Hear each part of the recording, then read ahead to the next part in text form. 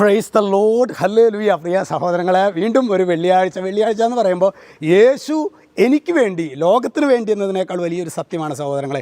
എനിക്ക് വേണ്ടി എൻ്റെ യേശു കുരിശിൽ മരിച്ച ദിവസമാണ്.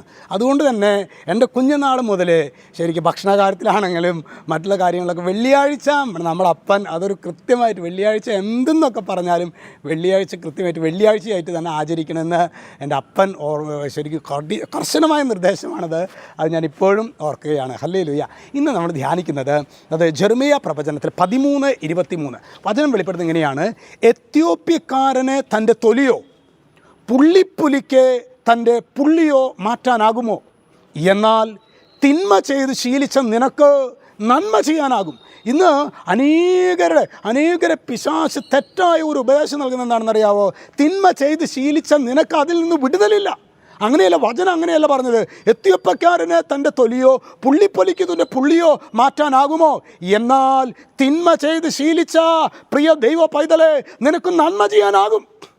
അതുകൊണ്ട് ഇന്ന് ശരിക്കും പ്രിയ സഹോദരങ്ങളെ, ഇന്ന് വെള്ളിയാഴ്ച എന്തായാലും കുർബാന അർപ്പിച്ചിട്ടുണ്ടായിരിക്കും.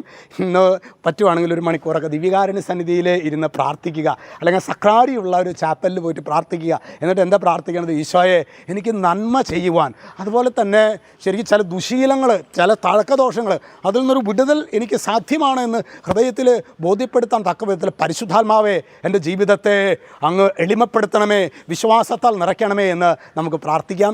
ഈശോ നമ്മെല്ലാവരെയും സമൃദ്ധമായിട്ട് അനുഗ്രഹിക്കട്ടെ. രക്ഷിതാവായ യേശു ക്രിസ്തുവിൻ്റെ നാമത്തിൽ അനുഗ്രഹിക്കുന്നു, ഇപ്പോഴും എപ്പോഴും എന്നേക്കും. ആമേൻ.